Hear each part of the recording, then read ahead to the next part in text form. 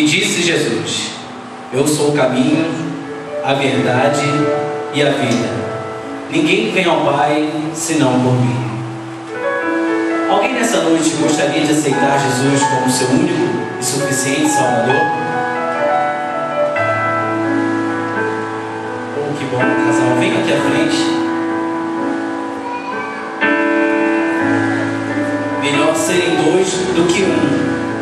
Porque quando um cair, o outro irá ajudar na caminhada.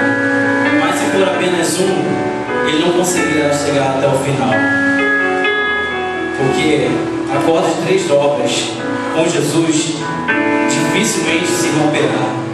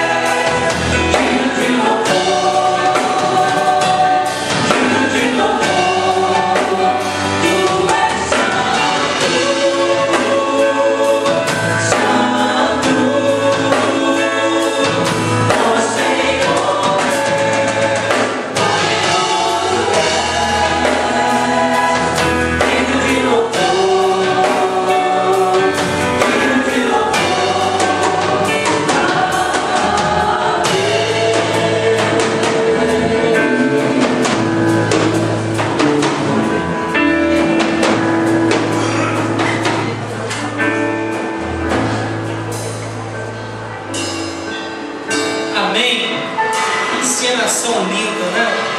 Que mensagem nos foi transmitida sobre a importância de Jesus em nosso relacionamento conjugal, da necessidade dessa outra dobra da corda, porque se dependermos somente das nossas forças, nós fracassaremos na vida familiar.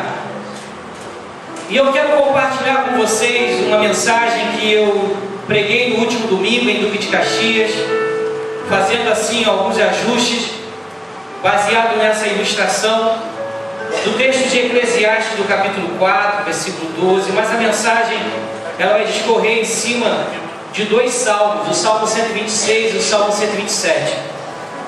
E eu, quando preparei essa mensagem, eu usei uma foto da minha família. Eu sempre uso fotos que eu encontro na internet Mas eu fiz questão dessa noite de usar a foto da minha família, a família que Deus me deu, a mulher que Deus me deu, a minha amada, a mãe do meu filho, Liane, o meu filho, palavras do Wander, que eu não esqueço, que o meu filho iria completar o meu ministério. E sem sombra de dúvida, o meu filho vem completando o meu ministério. Patrícia, você vai sentir isso quando a Sofia nascer, a alegria da maternidade, da paternidade, algo que você não tem palavras. E eu tenho aproveitado cada momento da vida do Murilo ao lado da minha esposa, curtindo cada momento, desde a gestação, do nascimento.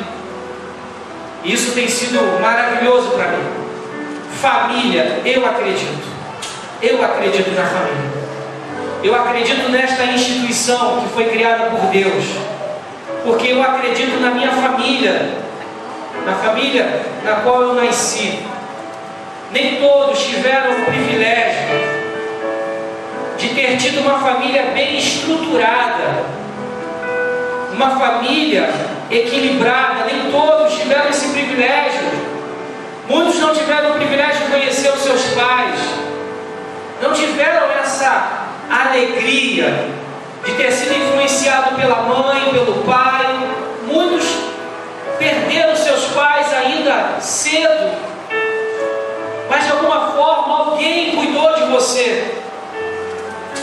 Muitos cresceram em um orfanato, alguns foram adotados, mas o grande segredo da vida é que nós crescemos, nós amadurecemos, nós envelhecemos, e hoje nós temos a chance de fazer e de dar aos nossos filhos aquilo que nós não tivemos.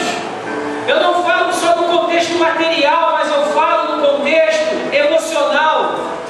Eu falo carinho, eu falo um carinho equilibrado, eu falo amor, eu falo compreensão.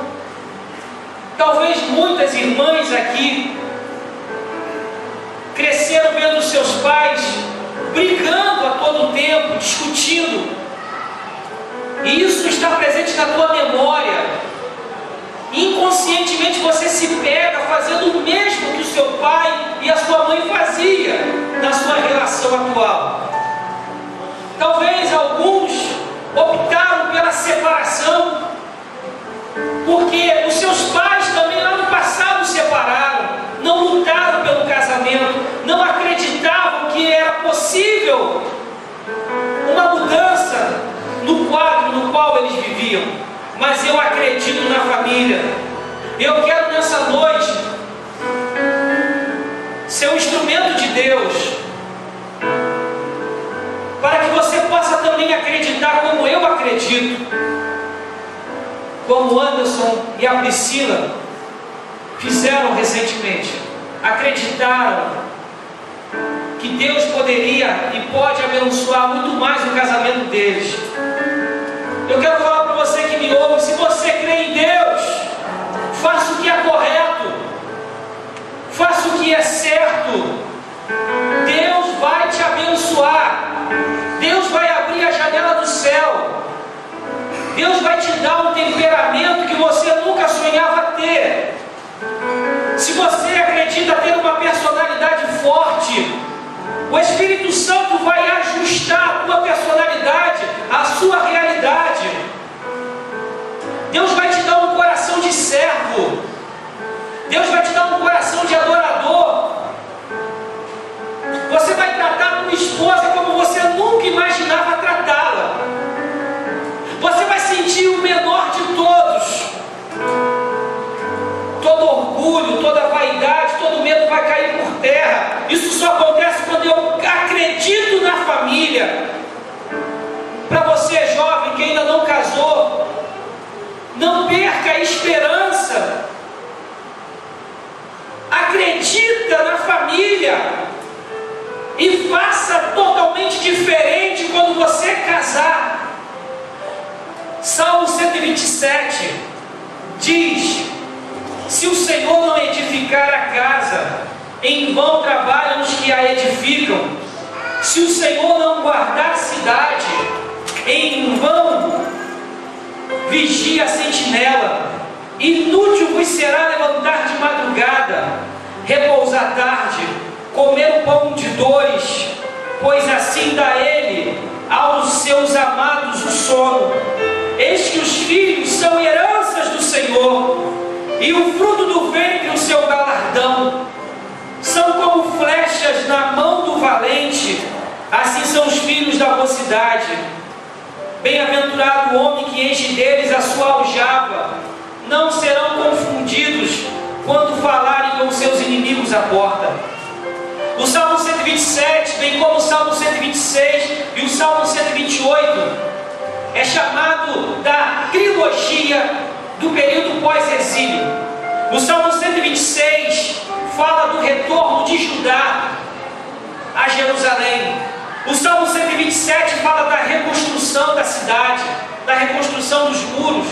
O Salmo 128 fala do repovoamento. Ambos salmos, ambos tratam da reversão da sorte de Israel. É o momento que Deus muda a sorte de Israel.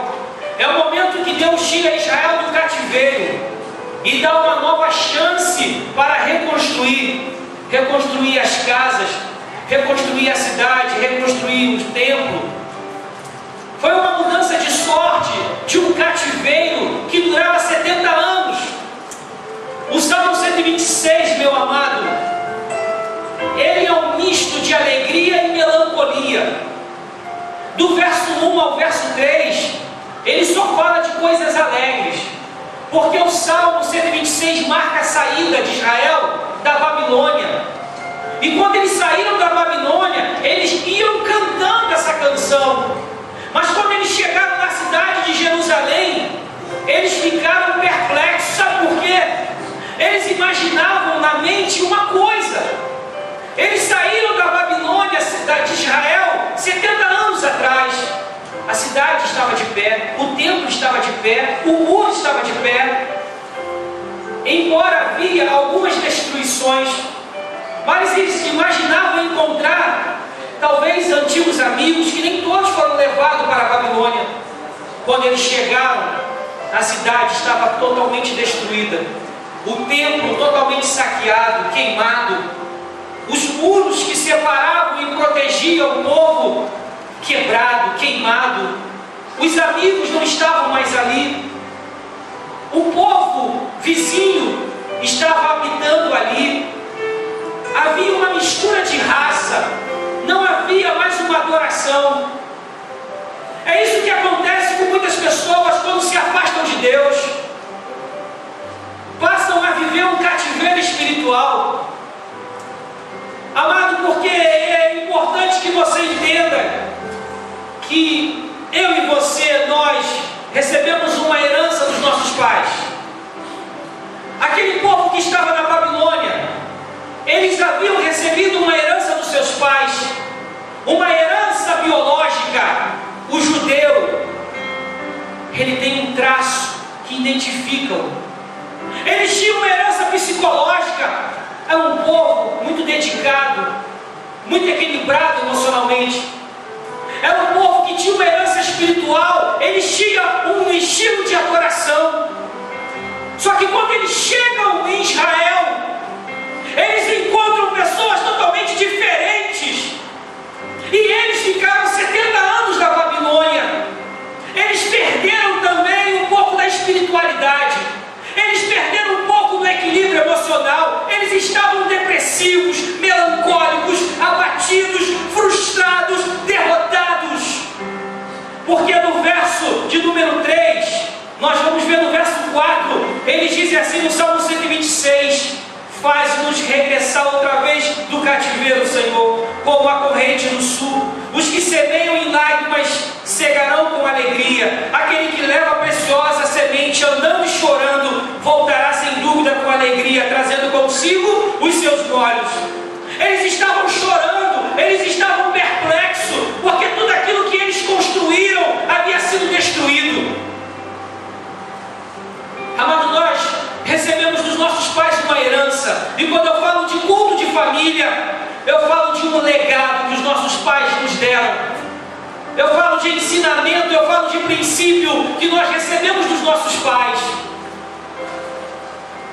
E às vezes nós abandonamos a casa dos nossos pais, embora fisicamente presente na casa dos pais, mas desobediente aos pais.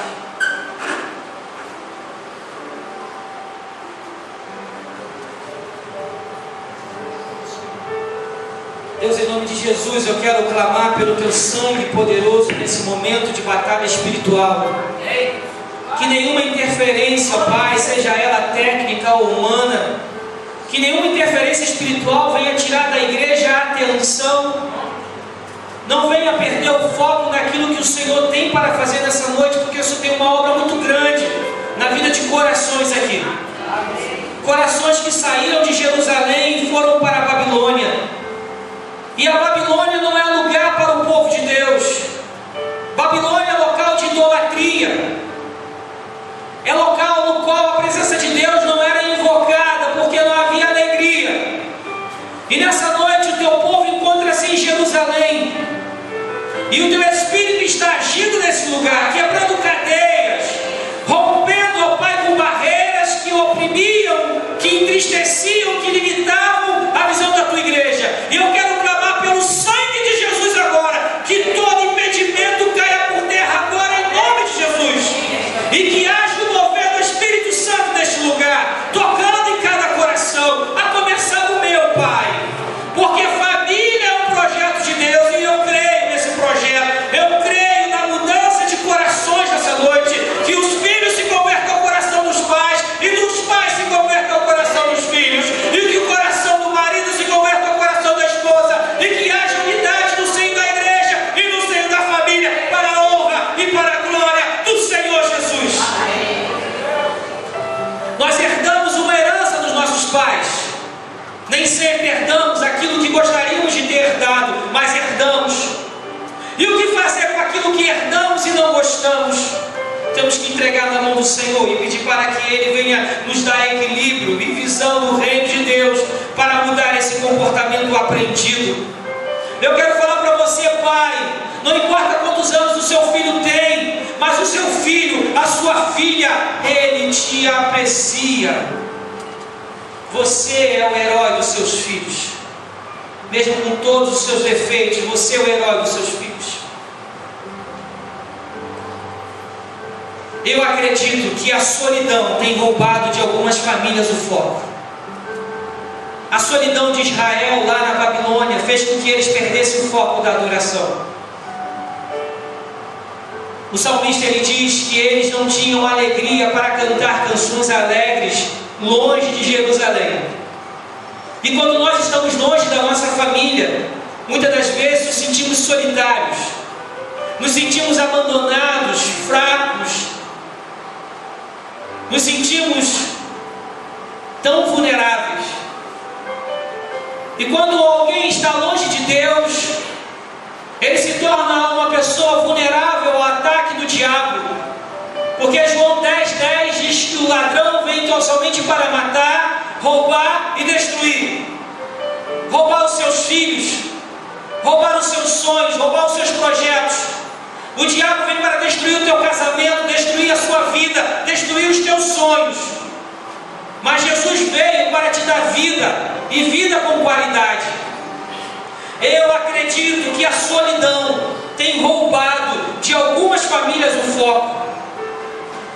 O texto que foi selecionado de Eclesiastes, que foi o tema dessa peça, ele fala sobre esse cordão de 3 dobras. Esse cordão que não se arrebenta facilmente. Eclesiastes capítulo 4, todo o capítulo 4 fala dos males dessa vida. E um dos males dessa vida que Salomão fala é da solidão. É daquela vida isolada de todos e de tudo. No verso de número 9, Salomão fala que melhor é serem 2 do que 1, porque tem melhor paga do seu trabalho. Porque se um cair, o outro levanta, o seu companheiro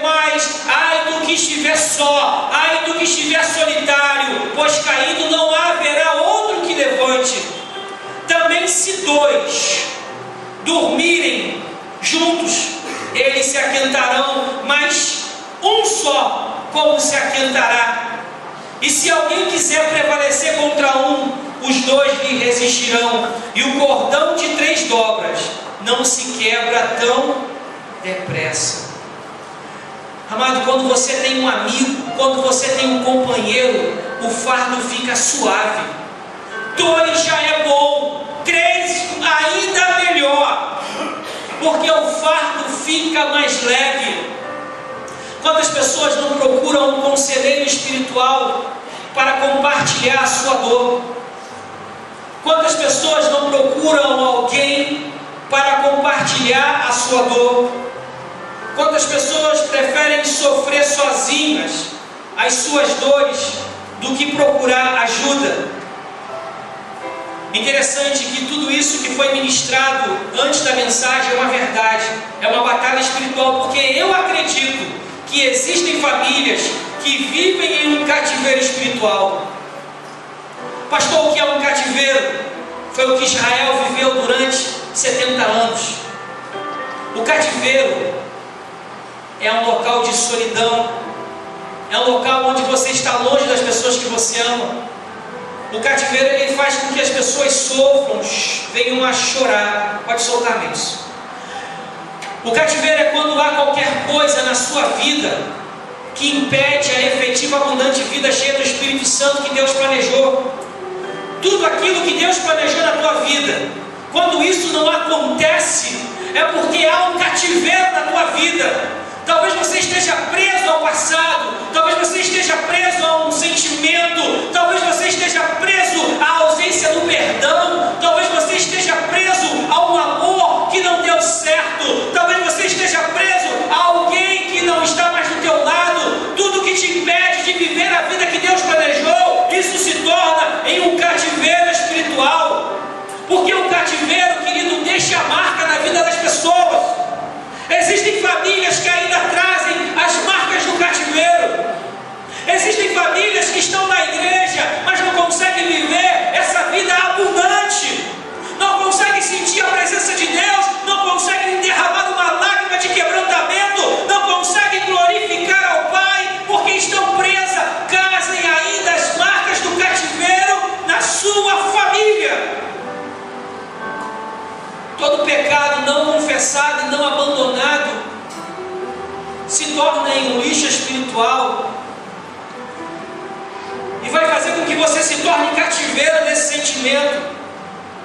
Interessante que o Salmo 126, do verso 4 ao verso 6, marca o momento em que o povo começa a chorar. Eles vão andando em direção a Jerusalém e vão chorando, e vão chorando, e vão orando, e vão clamando. Quando você consegue derramar uma lágrima pelo teu pecado, começa assim um grande avivamento espiritual dentro de você, querido. Mas enquanto você não se quebrantar na presença de Deus, enquanto você não arrepender-se do seu pecado, não haverá avivamento espiritual, porque a marca do cativeiro é mais forte. Mas quando você começa a se quebrar diante do Senhor, como eles falam, restaura, Senhor, a nossa sorte, muda, Senhor, a nossa sorte, me tira desse cativeiro. Ele clama por mudança, ele clama pela restauração da família, ele clama pela restauração do casamento, ele clama para que Deus venha trazer esse filho de volta, ele clama por justiça, ele clama por milagre, ele clama pelo sangue de Jesus. O quebrantamento é a primeira marca do avivamento. Existem famílias que têm necessidade de restaurar o que um dia estava de pé. Da mesma forma como a cidade de Jerusalém um dia esteve de pé, da mesma forma que um dia o templo esteve de pé, da mesma forma que um dia os muros estiveram de pé, mas caíram. Naquele momento da história, eles precisavam ser reerguidos. Eu quero falar para você que me ouve, amado, você precisa se colocar de pé, porque Deus quer falar contigo nesta noite. A sua família precisa voltar a ficar de pé. A sua família precisa voltar a ser aquilo que ela sempre foi para a sociedade, aquilo que ela sempre representou para a igreja, uma referência de adoração. tirou a sua família do foco. E a sua família ainda traz a marca do cativeiro. Enquanto você, querido, não fizer aquilo que você tem que fazer, não haverá avivamento na sua família. A sua família continuará caída, prostrada, sendo envergonhada pelo inimigo, sendo destruída, sendo arrasada. E saiba que há uma descendência. Saiba que a sua atitude vai influenciar negativamente os seus descendentes. A marca desse cativeiro vai alcançar os seus filhos. A marca desse cativeiro vai alcançar os seus netos. A marca desse cativeiro pode persistir na sua família por mais de uma geração. Você é responsável em apagar a marca do cativeiro que foi colocada na sua família. Amém ou não amém? Muitas famílias não vivem aquilo que Deus planejou para elas por causa do pecado. Existem famílias que precisam também de cuidados especiais. Existem famílias que precisam de cuidados especiais. Cada família tem uma realidade, cada família tem um contexto. Existem famílias que precisam de cuidados especiais, precisam de ajuda de outras pessoas. Precisa de um acompanhamento pastoral. Precisa de um acompanhamento de um profissional. Existem famílias que precisam de cuidados especiais. E você sabe, querido, que você precisa de um cuidado especial. Você sabe que você necessita de ajuda. Porque tudo aquilo que você faz não dá certo. Tudo aquilo que você começa, você não termina. Você não consegue levar adiante um relacionamento. Você acha que todo mundo fala mal de você. Você acha que todos te odeiam. Você se sente o menor de todos. Você não se sente amado por ninguém. Você precisa de ajuda especial. Você precisa de carinho. Você precisa ser aperfeiçoado. A sua família precisa ser aperfeiçoada. A sua família precisa crescer em Cristo. A sua família precisa entender que há promessas de Deus para ela. Você precisa entender que a sua família é a menina dos olhos de Deus. Se ela está caída, ela vai se colocar de pé, querido. Ei, a sua família é a menina dos olhos de Deus. Paulo aos Coríntios fala o seguinte: ora, amados, pois que temos tais promessas, purifiquemo-nos de toda imundície da carne e do espírito, aperfeiçoando a santificação no temor do Senhor. Deus tem uma obra na tua família, então se purifique de toda a obra e santifique a tua família, como disse Josué: a quem vocês vão escolher, a quem vocês vão servir. Vocês vão servir os deuses que os seus pais serviram no passado, porém eu e a minha casa serviremos ao Senhor. Você pode fazer essa declaração de fé que eu e a minha casa serviremos ao Senhor. A sua família precisa ser aperfeiçoada no Senhor. Eu também acredito que vocês sonham com uma família segura, uma família sendo sustentada pelas mãos de Deus. Eu sei que você sonha com segurança e proteção. E é isso que o Salmo 127 fala. Se o Senhor não edificar a sua família, em vão trabalham os que edificam. Se o Senhor não guardar a cidade, em vão vigia a sentinela. O Salmo 127 retrata a preocupação na reconstrução das casas, restabelecimento de vidas.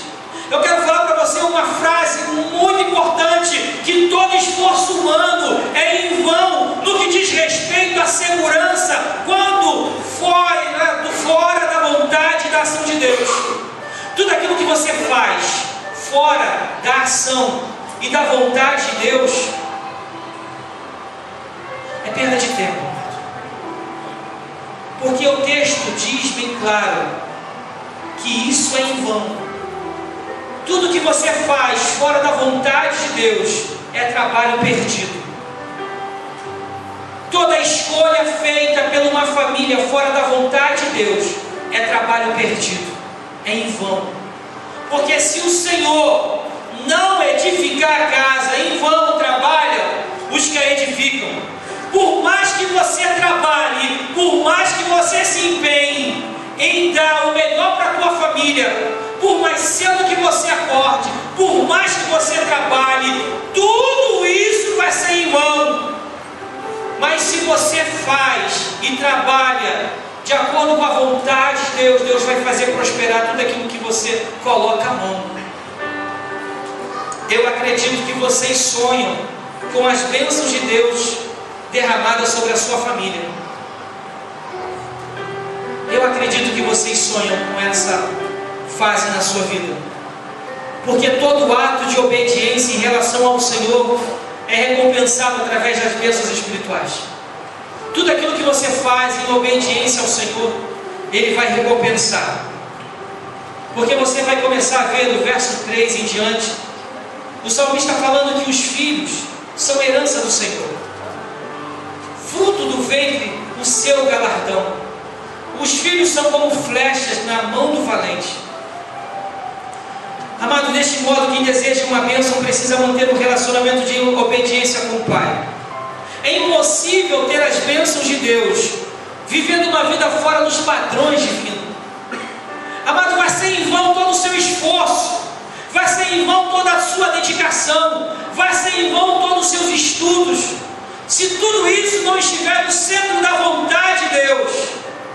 Amado, o teu sucesso no seio da família só vai acontecer se você estiver vivendo uma vida dentro dos padrões estabelecidos por Deus. Eu quero te dizer uma coisa, que quando você vive uma vida dentro dos padrões de Deus, como agora o Anderson e a Priscila vivem, as bênçãos vêm ao seu encontro, você não vai correr atrás delas. Eu quero afirmar que você deve sim buscar o reino de Deus em primeiro lugar. Você deve servir a Deus, você deve honrar a Deus com todas as suas forças. E quando você faz isso, as bênçãos de Deus, tudo aquilo que você sonha, tudo aquilo que você deseja, vem ao seu encontro. As bênçãos de Deus, amado, elas são derramadas automaticamente sobre nós. Você crê nisso? As bênçãos de Deus são diárias. É cura que você precisa, Deus vai trazer no tempo certo. É provisão, Deus vai derramar.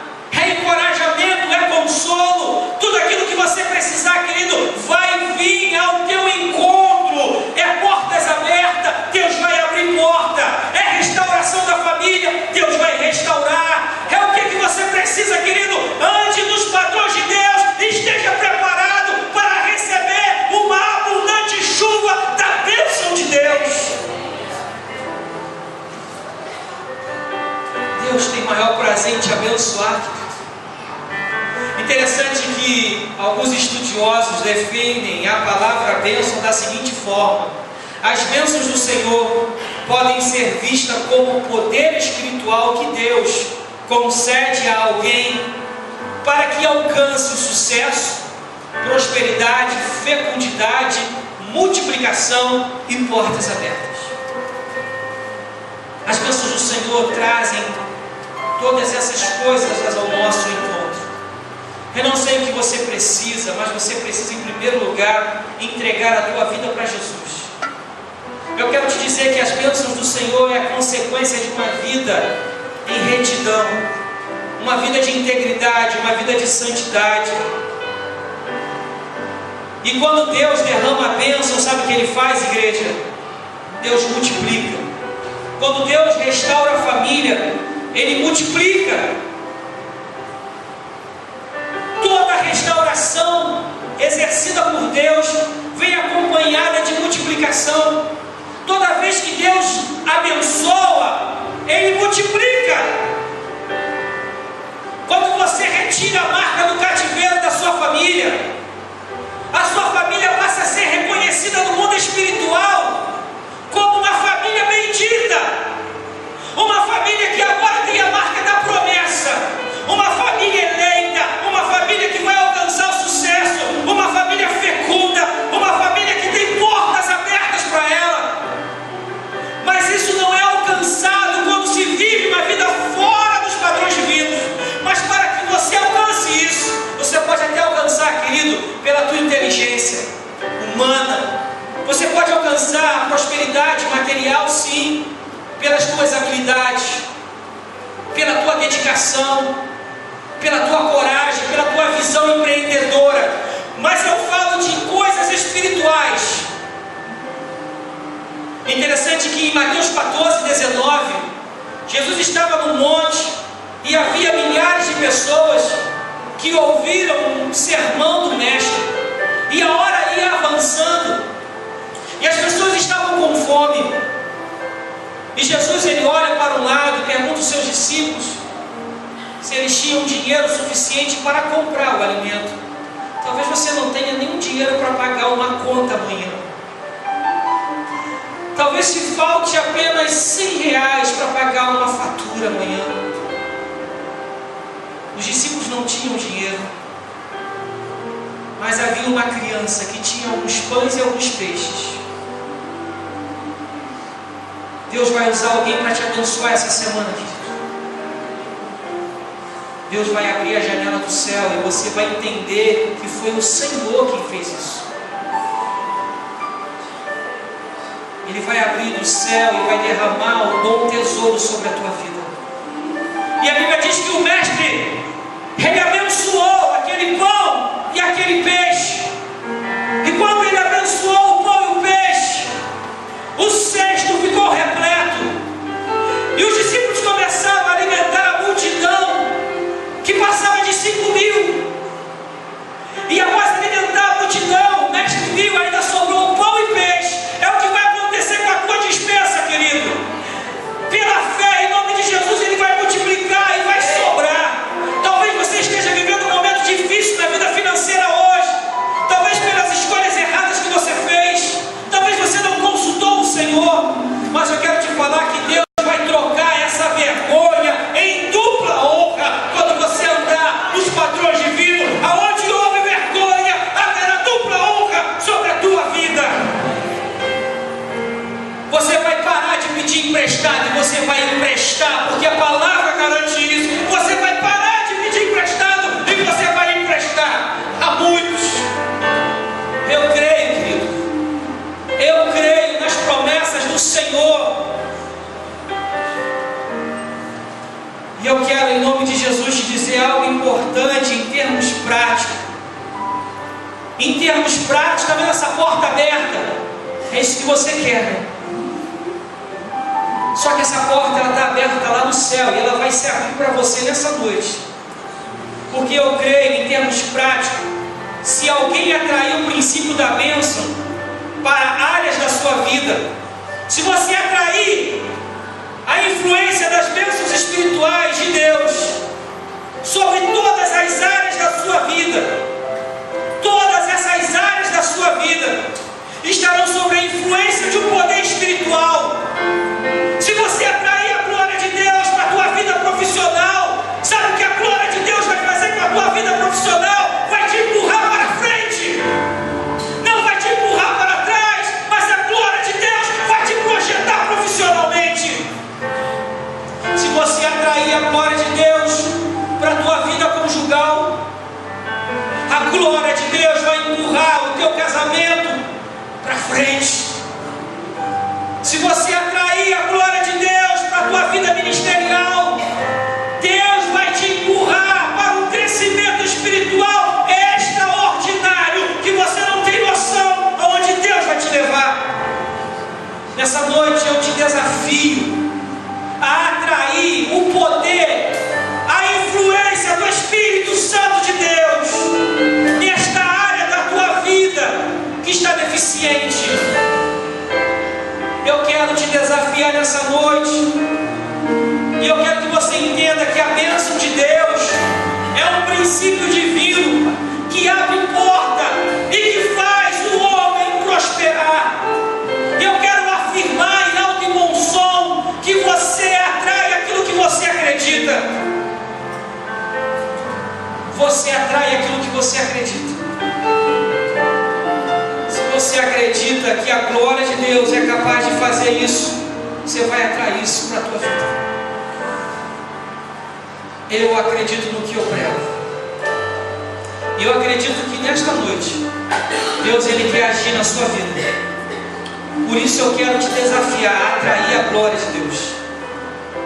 E eu quero ser bem claro nos meus desafios que estarei fazendo agora. O primeiro desafio é para você que me ouve, que quer entregar a sua vida para Jesus. Você que nessa noite quer receber Cristo no seu coração como Senhor e Salvador. Eu sei que você conhece Jesus, mas você não conhecia Jesus da forma como Ele foi apresentado aqui nessa noite. Você não conhecia o poder de Deus da forma como você ouviu aqui nessa noite. Você já ouviu falar de Deus, já ouviu falar sobre o poder de Deus, já ouviu falar sobre Jesus, mas você nunca ouviu da forma como você ouviu nessa noite. E você quer tomar posse desse poder espiritual, capaz de influenciar as áreas da sua vida. Por isso que eu quero, nessa noite, convidar você a entregar a vida a Jesus. Quantos nessa noite querem entregar o coração para Jesus, recebendo como Senhor e Salvador? Há alguém nessa noite que deseja atrair a glória de Deus para a sua vida, entregando a vida ao Senhor Jesus? Aonde você estiver, faça um sinalzinho com a mão. Alguém nessa noite que quer atrair a glória de Deus para a sua vida, para a sua família? Você quer receber Cristo no seu coração? Faça um sinalzinho com a sua mão. Alguém? Você quer receber Jesus nessa noite? Faça um sinalzinho com a sua mão. Alguém? O meu segundo convite é para você, amado, que estava na Babilônia, que estava longe da casa de Deus, e nessa noite entendeu que é dia de reconciliação, é o dia de voltar para Jesus. Você que já foi batizado, mas você que se afastou, e nessa noite quer se reconciliar com Deus. No seu coração você já tomou essa decisão, mas você quer tomar essa decisão de forma pública hoje, e quer literalmente atrair essa glória para a sua família, e quer fazer isso nessa noite. Quantos nessa noite querem se reconciliar com o Pai? Levante para as suas mãos. Alguém? Alguém? E eu concluo fazendo um convite para você, servo do Deus Altíssimo.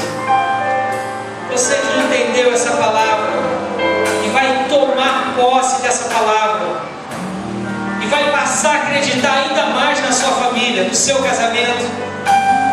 Você que quer atrair também a glória de Deus, você que já é crente em Cristo Jesus, você que entendeu, eu quero orar por você. Por isso eu quero convidá-lo a se colocar de pé, testemunhando assim diante de Deus e dos homens essa decisão de fé.